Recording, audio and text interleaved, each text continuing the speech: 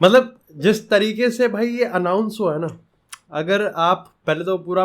पढ़ोगे वो जो अनुराग ठाकुर ने लिखा है, लेकिन अगर आप उसकी पहली लाइन में पढ़ोगे ना, आपको पता चल जाएगा कि ये स्टोरी, ये जर्नी कितनी अच्छी थी। मतलब जैसे वो लाइन होती है ना कि happy new good news to Indian football lovers, आपको समझ में आ जाता है कि एक जर्नी थी, एक स्टोरी थी, जिसका अंत अगर इस तरीके से होता तो हम कह सकते थे कि हमारी एक बहुत बड़ी विक्ट्री हो गई। और मैं तुम्हें अब भी बता रहा हूँ, एशियन गेम्स में रिगार्डलेस ऑफ द फैक्ट कि हम यहाँ पर ऑब्जेक्टिव में कितना सक्सेसफुल होते हैं, या फिर gold medal, silver medal, bronze medal, हम कहाँ तक पहुँचते हैं, नहीं फर्क पड़ता। फर्क इससे पड़ता है कि हमारी टीम किस तरीके से गई थी। फर्क इससे पड़ता है कि यहाँ पर हमने अपनी टीम को कितना सपोर्ट किया था। और इस वजह से आप कह सकते हो कि होता है ना ब्लेसिंग इन डिसगाइज, एक सारी भेड़ बकरी इसमें जितनी बकवास हुई है, सब मैस वैस में, एक अच्छी चीज़ ये हो गई कि एटलीस्ट इंडियन फुटबॉल सारी इंडियन पब्लिक के सामने आ गया कि हाँ भाई, लड़ाई चल रही है, लफड़ा चल रहा है। इंडियन फुटबॉल वाले जितने भी ये लाइक फैंस हैं, सारे के सारे प्रोटेस्ट कर रहे हैं डिजिटली, जितना भी हो सकता है उतनी अपनी आवाज़ उठा रहे हैं। और कहीं ना कहीं उन्होंने खुद यहाँ पर अपने लेटर में मेंशन किया कि हाँ भाई, हमने रीसेंट परफॉर्मेंस को देख के मेन और वुमेन्स, भाई वुमेन का भी बहुत इंपॉर्टेंस था यहाँ पर, हमने दोनों ही टीम को यहाँ पर डेफिनेटली रिलैक्सेशन दे दी है भाई। क्योंकि यस, हमारा जो क्राइटेरिया है वो स्ट्रिक्ट है, लेकिन हमारा क्राइटेरिया कहीं ना कहीं इनसेंसिटिव है नए इंडियन फुटबॉल विजन को रियलाइज करने में। आपका जो क्राइटेरिया है वो बहुत अच्छा है, लेकिन वो क्राइटेरिया आइडियलिस्टिक है।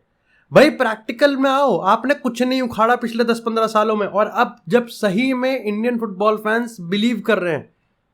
कि हाँ भाई आप काम कर रहे हो, अगर आप कल को आके कहते हो कि हमने काम किया है, तो मेरे को लगता है कि 10 में से 8 लोग कह देंगे कि काम किया है भाई इन्होंने। अब जब आप काम कर रहे हो, तो अब आप अपनी यहाँ पर स्टीरियोटिपिकल मेंटालिटी या फिर अपने जो ईंट वाले वो रूल्स थे, आप उनको तोड़ने से यहाँ पर बाज नहीं आ रहे, तो तोड़ो उनको।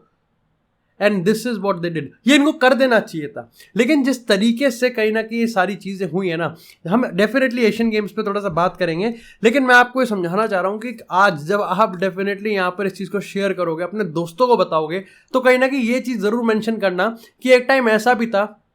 जब यही स्टोरी हमने वापस से हिस्ट्री में कहीं ना कहीं पीछे मुड़ के देखी थी, लेकिन तब यहाँ पर बोलने वाला कोई नहीं था। एक टाइम ऐसा भी था जब इंडियन फुटबॉल को बाहर कर दिया था एशियन गेम से हमारे ही लोगों ने, और किसी को कानो कान खबर भी नहीं हुई थी, और किसी ने शायद से बोला भी नहीं होगा। अगर बोला होगा तो आवाज़ कभी इतनी ऊंची हुई ही नहीं कि बाहर वाले कमरे के बाहर वाले लोगों को भी सुनाई दे। लेकिन आज जब वो चीज़ इन्होंने करके देखी, जब आज इन्होंने सोचा कि हम इंडियन फुटबॉल को यहाँ पर दबाएंगे, हम इंटेंशनली या अनइंटेंशनली, तो कहीं ना कहीं इस बार आवाज सिर्फ एक की नहीं थी, दो की नहीं थी, बल्कि लाखों लोगों की थी। और उसकी आवाज आप कमरे में तो क्या, बल्कि आप यहाँ पर कैसे भी करके किसी में भी कंटेन नहीं कर सकते थे। और ये एक सबसे बड़ी जीत है। ये जीत मैं कहूँगा कि एक प्रोसेस है, यहाँ पर हम सबकी आवाज को एक उसमें ना एक छतरी के नीचे लेके आने में। आप खुद सोचो, सुनील छेत्री ने यहाँ पर ये चीज़ कहा कि भाई एशियन गेम्स में मैं खेलना ज़रूरी है, क्योंकि आप जितने अच्छे टूर्नामेंट नेशनल टीम्स के साथ खेलोगे, उतना आपको खुद डेवलप्ड होगा, इतना आपको खुद एक्सपीरियंस होगा।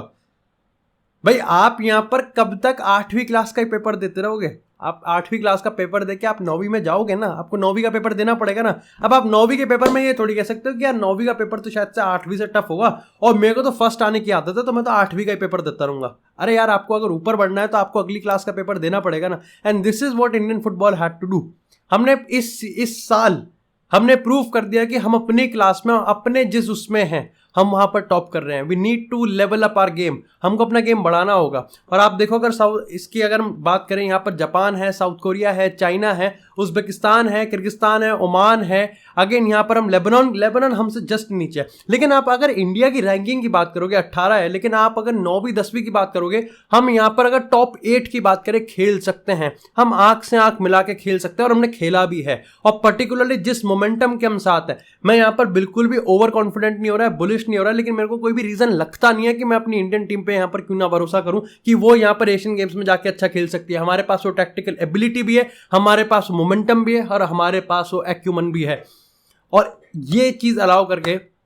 सबसे बड़ा काम कर दिया। एक अच्छी चीज यहाँ पर ये भी हुई कि इस पूरे प्रोसेस में हमको ये भी पता चलेगा कि भाई यहाँ पर गुरप्रीत, संदेश झिंगन और सुनील छेत्री तीनों ही सीनियर प्लेयर, क्योंकि यहाँ पर जो पूरा क्राइटेरिया वो ये है कि भाई आपकी अंडर 23 टीम जाएगी, और उसके बाद यहाँ पर आप 3 सीनियर प्लेयर्स को लेके जा सकते हो, तो आप सोचो इनका एक्सपीरियंस कितना काम आएगा। जो तारीख तय हुई है वो 23 सितंबर से 10 अक्टूबर तक की हुई है। हमको समझना पड़ेगा कि 7 और 10 को यहाँ पर थाईलैंड में हमारा किंग्स कप है, और उसके बाद यहाँ पर अक्टूबर में हम यहाँ पर मलेशिया में भी मदरेगा कप खेलने वाले हैं, और उसके बाद नवंबर में हमारे इंटरनेशनल वर्ल्ड कप क्वालिफायर्स हैं, एंड देन जनवरी में हमारा अल्टीमेट AFC एशिया कप है। तो ये सारी चीजें कहीं ना कहीं आपको सेट कर रही हैं। अगेन मैं वही कहूँगा कि डेफिनेटली नेशनल गेम्स को भाई हमको यहाँ पर पॉपुलराइज करना पड़ेगा, हमको उस पर नजर रखनी पड़ेगी, and this is the best thing पूरी दुनिया के सामने इंडियन फुटबॉल। क्योंकि एशियन गेम्स एक ऐसी चीज है कि आप समझ लो कि it's a subset of Olympic, वही ओलंपिक का एक सबसेट है। लेकिन आप आज भी बात करो कि एशियन गेम्स पे पूरी दुनिया की नजर रहती है,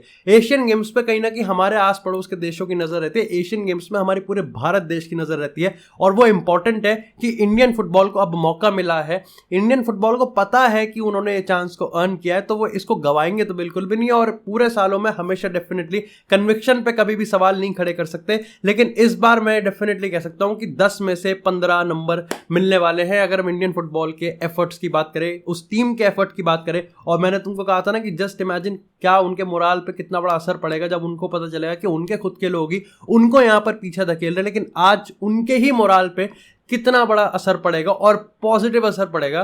कि इवन इफ यहाँ पर कुछ लोग ऐसे हो जो कि उनको रोकने की कोशिश कर रहे थे, लेकिन यहाँ पर लाखों लोग ऐसे हैं जो कि उनको पीछे से यहाँ पर सपोर्ट कर रहे हैं कि तुम आगे जाओ। और उसी का नतीजा है कि आज हमको इंडियन फुटबॉल एशियन गेम्स में देखने को मिलने वाली है। Thank you so much guys, and thank you so much not only for watching this video, but यहाँ पर तुमने जिस तरीके से सपोर्ट किया है कहीं ना कहीं उसमें मैं कह सकता हूँ कि हम इंडियन यूट्यूबर वाले या फिर इंडियन फुटबॉल क्रिएटर को भी एक बहुत बड़ा पुश और सपोर्ट मिला है कि हाँ भाई अब आज हम सब एक हैं, हम में आपस में कोई लड़ाई नहीं है, और सबसे अच्छी चीज़ यही चीज़ है।